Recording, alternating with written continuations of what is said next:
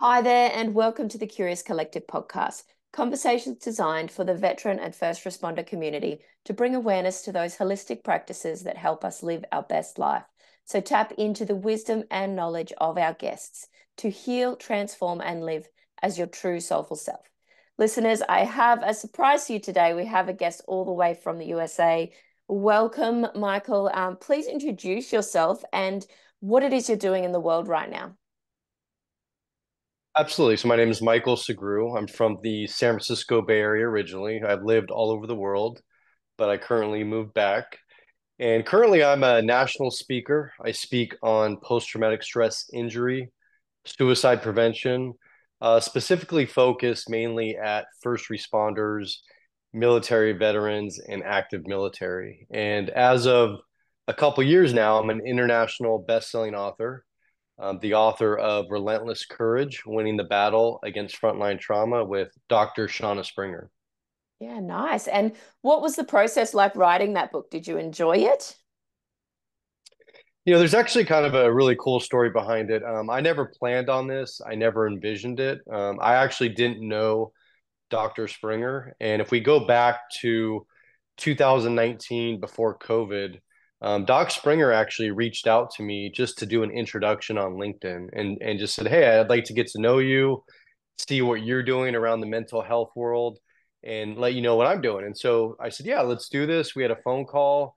And during that phone call, I told her my story, my life story, which is really my center, the reason why I'm here today. And after I told her that, she said, "Have you ever thought about writing a book?" And I said, "Well, I've thought about it." I said, "But honestly, I'm really just burnt out from decades of report writing, in the military and law enforcement. And because of post-traumatic stress injury, I don't have that same focus, concentration, and even drive that I once had." And so we left the conversation at that. And about a week later, Doc Springer calls me back and she said, "Look, Michael," and Doc Springer was a clinical psychologist. She still is, but she worked with the U.S. Department of Veterans Affairs, and she worked with hundreds and hundreds of combat veterans. And she had already written three books. And she said, "Your story, Michael, is really sticking with me." She's like, "I can't stop thinking about it. And your story is going to save countless lives." And she said, "I want to do this book with you. I want to make this book happen." And without even meeting her in person, I agreed to do this project because I knew in my heart she was the right one. And COVID happened, and literally we didn't meet in person until almost a year into this project. We actually met every single week via Zoom for a couple hours at a time. And our book is very, very unique. I don't know of any other book like it in the world. And the reason why that is because every chapter has two distinct parts. The first part of every chapter is my story told in my voice, going all the way back to childhood until current day. And the second half of every chapter, Doc Springer comes in, she breaks everything down, she explains it in layman's terms, are very easy to understand, and really shows the human side behind the badge and the uniform. And she validates, the feelings I'm having, the impacts on myself, but on my family, on my loved ones. And together, we actually show a path to healing, and we show that it's actually possible to overcome post-traumatic stress injury. And there's a whole new life, waiting for everyone on the other side of this. And I'm Mm. living proof of that. And so the book came out in April of 2022. Initially, just paperback, hardcover. A couple months later, we did Kindle. And actually, last July, it hasn't even been a year, we released the Audible version. And the Audible version is in our own voices. And it's Oh, straight, awesome. yeah, it's straight from our heart and soul. And so, like, Mm. I don't know of any other Audibles like this either, because when we went into the studio to record this, I literally had to put myself back into every single traumatic incident and relive them because I wanted the listeners to truly feel like they're there in it. And that's why it's so powerful. And, our biggest regret is not doing the Audible sooner, but I get messages almost daily from all over the world, from Canada, the UK, from Australia, from all over the United States, on how this book, it's saving relationships, Mm. it's saving careers, but most importantly, it's saving lives. And that's fantastic. And do you feel it's because yes, the two of you together and that awareness piece, but it's showing people different ways that they perhaps hadn't considered before listening to or reading the book? Absolutely. And it's also a living example of the collaboration, what can be done between a veteran, a first responder, and a culturally competent clinician, because Mm, Doc Springer is a culturally competent clinician. She truly understands military veterans and first responders. And mm, together we show that we can smash the stigma when it comes to talking about mental health.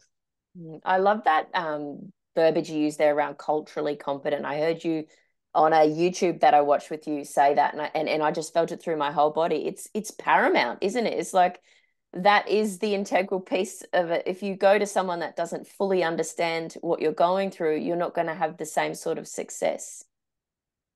Absolutely. In fact, in my experience, not only my personal experience, but in the volunteer work I do, and when I speak across the country, when I talk to first responders and veterans, I hear horror story after horror story.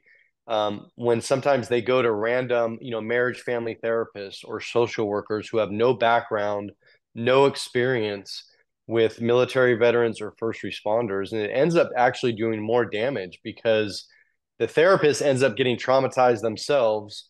The first responder and veteran, they feel ashamed and guilty and embarrassed, and they shut down. And oftentimes they make a decision to never go to therapy again. Yeah. And so, that's why I really enforce that, not only the culturally competent part, but, you know, therapists have personalities. We have personalities. Not every time people they mesh together. And so, maybe you have to go to two or three different therapists until you find one that you really connect with and you feel comfortable with. Because Mm. if you don't feel comfortable and you don't trust them literally with your life, then it's not going to work and it's not going to benefit you. And that's what makes it so critical. Absolutely. Don't give up on that at all. Yes, absolutely. Before we go back and talk more into your story of how you've got to doing this amazing work, can you tell me when you're doing your speaking all over the world, like how does that make you feel and why do you keep showing up and doing it? Well, first I'll tell you I limit it because it absolutely wipes me out. It takes a toll. And I'm medically retired because of post-traumatic stress. I retired in 2018 and I have a beautiful 13-year-old daughter that I have half the time and she's my focus. She's Mm, my world. And so I only limit my speaking to 4 to 5 times a year max. And I have to tell you, I get major anxiety. I get nervous. I have difficulty sleeping leading up to it, as the weeks build closer and closer, especially the week before. It takes a toll because, mm, like I said, when I did this Audible and when I do the speaking, I get on stage in front of hundreds and hundreds of people, strangers, people I've never met, and I literally rip apart my heart and soul and I share my life with people. And a lot of it is mistakes that I made. It's not this great, awesome story where everything's all good. I mean, it ends very well, but the truth is I made a lot of dire mistakes, mistakes that cost my marriage, that cost relationships. And so I try to teach people not to make the same mistakes that I made. But I'll tell you where the fulfillment and the joy comes from, because every time when I speak, when I get done, there's a line of people waiting to talk to me. And every single time I have complete strangers. They've never met me, they've never seen me. They heard me talk for a couple hours, and now they come up to me, literally a stranger, and they share things they've never shared in their entire life. They share their story. And mm, that's where this power is that, really everybody has a story. mm, And by sharing our story, it gives other people that strength and courage to share theirs because they see they're not alone. They see that there's actually nothing wrong with them, that what they're going through is a normal reaction to the abnormal things that we have to see and deal with on a daily basis. And so, really, I mean, it does benefit me, it does help me, but I do it for others and it does take a toll. And so, mm, but this is part of my recovery process because when I was in the military and I was in law enforcement, I was so focused on my career, on the next promotion, on the next special assignment. I lost sight of what was truly important. Mm, And what's most important is our loved ones, our family, and truly living life. And so I try to keep that balance and mm. really manage and limit my stress. Yeah, absolutely. So much golden nuggets in there. If I just could unpack a few little things, thank you. I love your honesty in saying it takes its toll and not being that like invincible person. So I can see how it would absolutely, and especially when you're showing up in your full presence as well.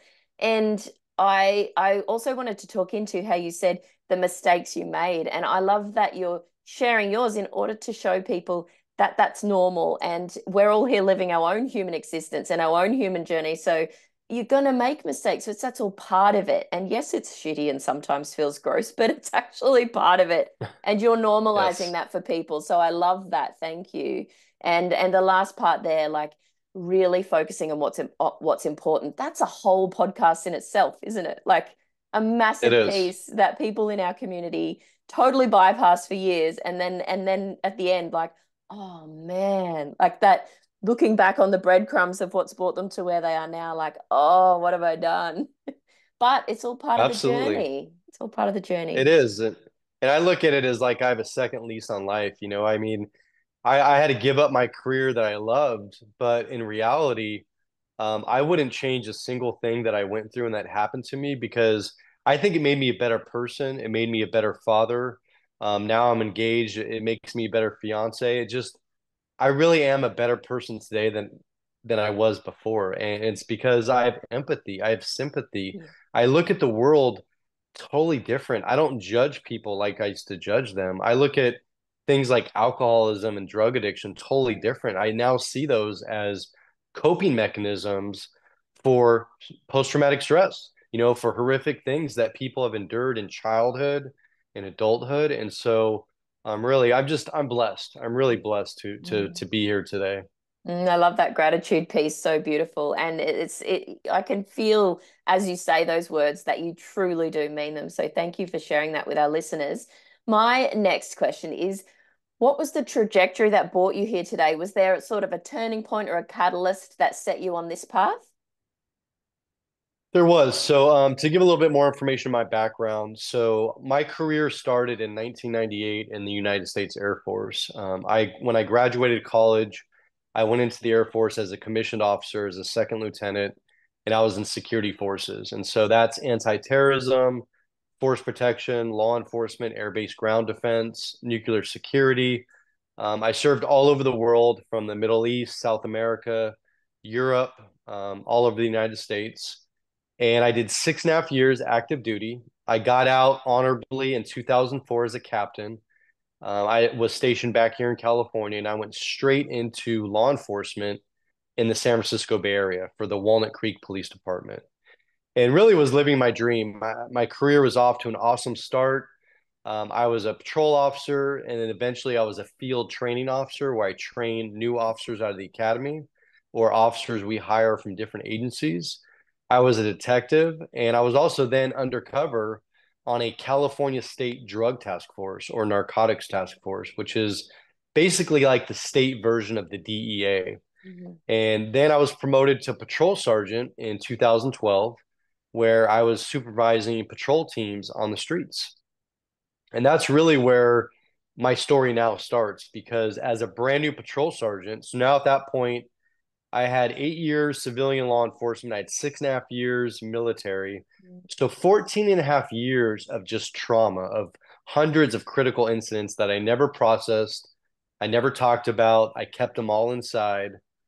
Well, on December 27th, very early that morning, I was involved in a fatal shooting. It was an officer involved shooting where a man with a butcher knife had broken into a couple's condominium and literally was trying to kill them. Mm. And I won't go into great detail because I go into that in the book. But what I'll tell you is that I was the first person on scene, and another officer arrived right behind me, and we ran towards the sounds of the blood curdling screams. Eventually, made our way into this condominium, and we were confronted by this subject who was armed with a huge kitchen knife. who then tried to kill myself and my officers. And unfortunately, I had to take his life not only to save our lives, but the lives of the couple Mm. that were hiding upstairs. And so I call that my breaking point because when that incident happened, I didn't have healthy, established relationships with my wife, with talking about the job. I didn't believe in therapists. I didn't believe in psychologists. I didn't use peer support. And, when that shooting happened, multiple investigations started. The family of the man that I killed immediately filed a federal lawsuit. Mm. I endured 4 years of depositions. Eventually, I was on trial in federal court in San Francisco in 2016. Lost my marriage. My health started to fail. I mean, literally everything in my life was crashing down. All at And once, it got yeah. so and it got so bad that I didn't want to be here anymore. I literally started putting myself in dangerous situations trying to get killed in the line of duty. So suicide by bad guy. Mm. And it was another very tragic incident. So my shooting happened December 2012, the end. My trial ended September 2016, and we won. We prevailed the trial. Yeah.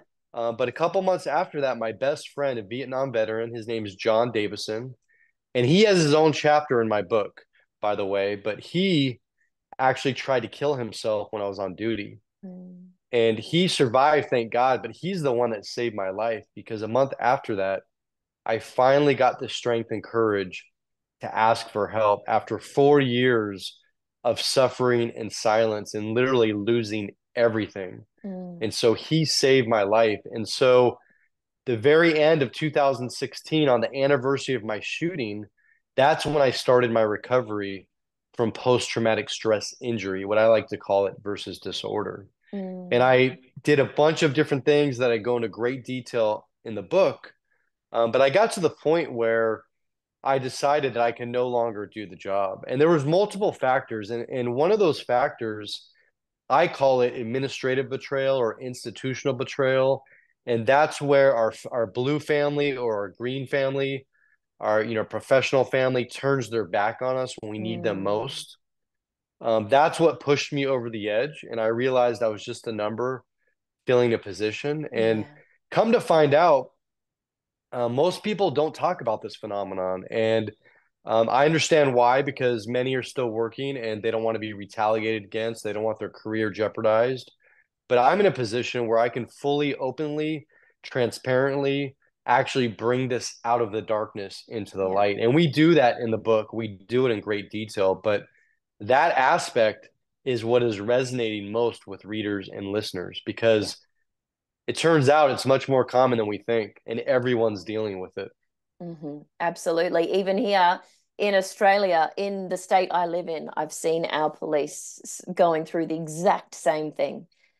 So I'm sure it is prolific worldwide and not spoken about. And like you said, because people are not wanting to jeopardize what they perceive as being good, like they're on the good thing, they're doing their job, but it's actually not doing them any good at all, is it? No, it's not, unfortunately. Mm. And that's why we have to talk about it. And because I thought I was the only one, I didn't realize that actually people next to me to my right and left in my same agency were going through similar things because oftentimes we're actually ordered not to talk about it. Yeah. And we're, given discipline or we're put under investigation. And the first thing is they say, you're not allowed to talk to anybody about this. And I think they do that to try to control it to where we don't realize Yeah. this is The actually going on much more puppeteers. often than we think. Yeah, Yes, the puppeteers. absolutely. So when you started to weave this web of connection for yourself and actually speaking up and sharing a story and realizing that other people were going through the same thing, what did it change within you? Well, that's actually another really cool story. So I'm going to try to make it short, but I never envisioned ever talking about this or speaking or any of this. And just like the book, so about a year after I retired, again on LinkedIn, LinkedIn's a great thing. But a guy I didn't know personally, his name was Danny Bird. He was a former police officer, but he was big into fitness and he ran a podcast centered around fitness. And I was very much into fitness. And he saw that I was doing a lot of posting in general about mental health, not my own story. And he Mm. reached out to me and said, "Hey, I'd love for you to be a guest on my show." And I'd never done a podcast. And I was like, "Look, bro, I appreciate it. I'm flattered, but it's not my thing. I'm not ready to do something like that. And Mm. thank goodness this guy harassed me in a good way for months, but he backed me in a corner where I couldn't say no. He literally said, "Look, I'm going to drive 2 hours to you. You name the spot. Give me an hour of your time." And so I agreed to meet him at the back of this cafe. I'll never forget. I showed up. I was super nervous. Mm. He's in the way back, and he's got a booth with a camera, laptops, headphones. And Wow. he says, "Hey, I'm really sorry. We don't have time to like chit chat or have breakfast." He's like, "I've got to leave in an hour, so we're just going to do this." And so I sat down, I strapped on the headphones, and he started asking me questions. And Mm. here's the deal: I just answered him from the heart. I didn't think about, let me craft a good answer, let Yeah. me sugarcoat this. I just answered from the heart. And I was so nervous once we were done because I thought for sure when this thing got aired, I would start getting hateful messages that people would look down upon me. I would be embarrassed because I was already embarrassed and ashamed at this point. I really hadn't gotten to the point where I knew how courageous and strong it was to ask for help and go through this Mm. journey. And so here's where everything changed in my life because a few weeks later, when he actually aired it, I started getting messages from all over the world, all over the world. And again, Yeah. people were sharing their stories with me, complete strangers, and they were saying how my story resonated with them. And so, man, I realized I'm not alone. And I realized how many people out there are really suffering in silence. I mean, Mm. all over the world. And so that just led to podcast after podcast after podcast. And eventually I started getting offers to speak.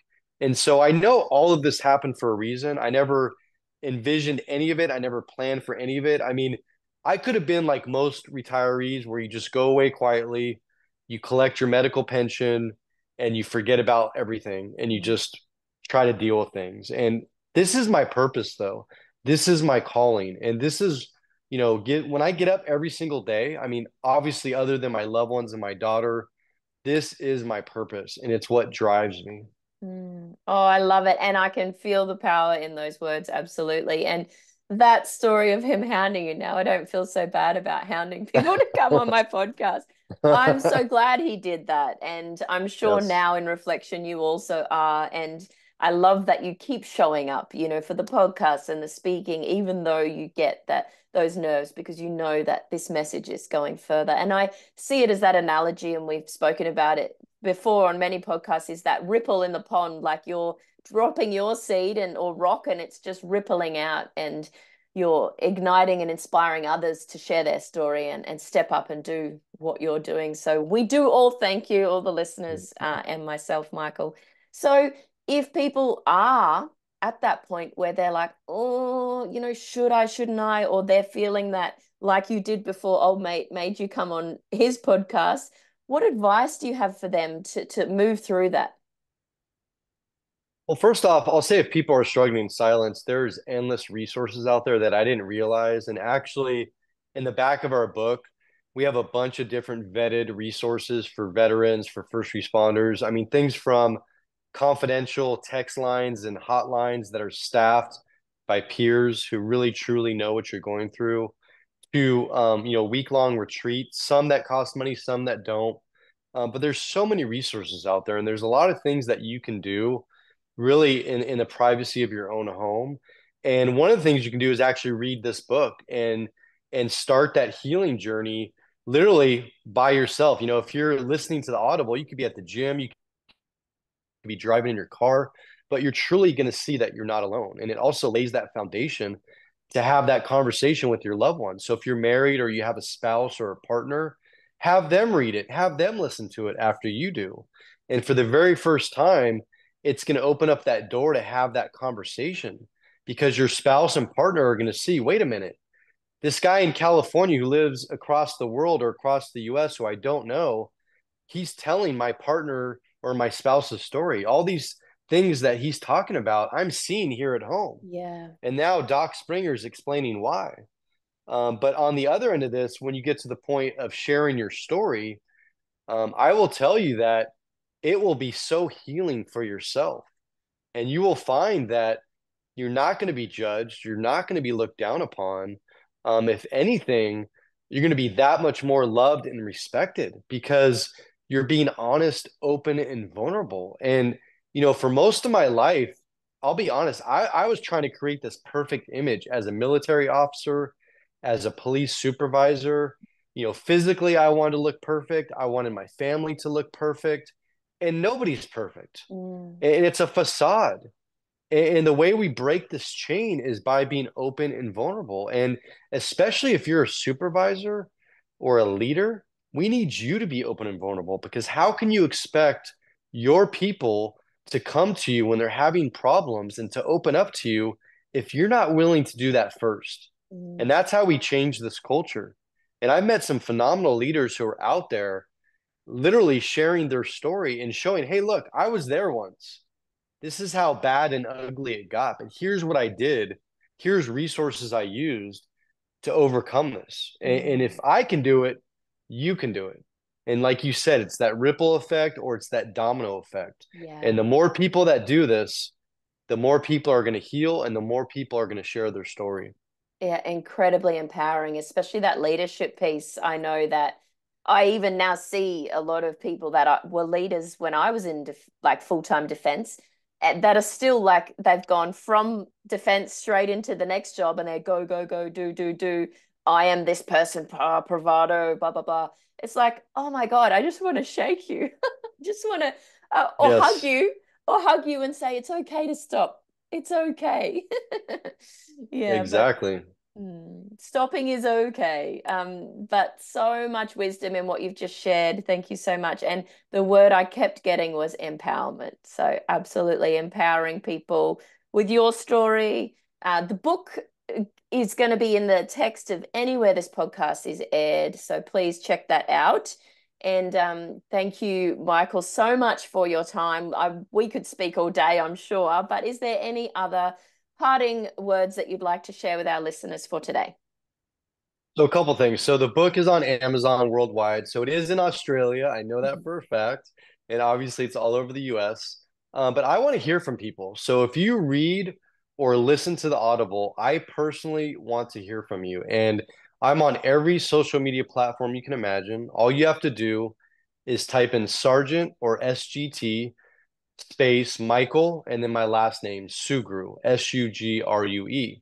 I'm on Facebook, TikTok, Instagram, Threads, Parler, Truth, X. I mean, LinkedIn, you name it. I check my messages daily, but I want to hear from you. So please, please reach out. And I promise you, once you start this book or once you start the Audible, you will not be able to stop. And this book will change your life. And the last thing I want to say is that if you are out there struggling in silence, because I was there and I thought I was the only one, I thought nobody would understand me. I thought something was wrong with me. And I was so wrong. There are so many people out there who are going to help you, who do understand you. So many resources available. My biggest regret is not asking for help sooner. Mm. And I know today, and I'll be honest, at the time, I was ashamed and I was embarrassed when I asked for help. And it took a couple years into my journey where I realized that that day, December 27th, 2016, that was the strongest, bravest, most courageous thing I've ever done in my life. It was nothing in the military. It was nothing in law enforcement that compared to that. It was me realizing I can't do this by myself and I need help. And Mm. so I beg of you, I ask of you, if that's you, please reach out for help. And if you don't know where to start, reach out to me and I'll get you in the right direction. Absolutely. Thank you so much. Listeners, wind that last bit back and have another listen.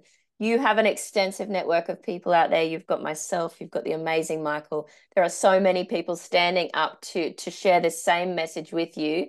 And you're not alone. Thank you so much again, Michael, for your time. Katie out.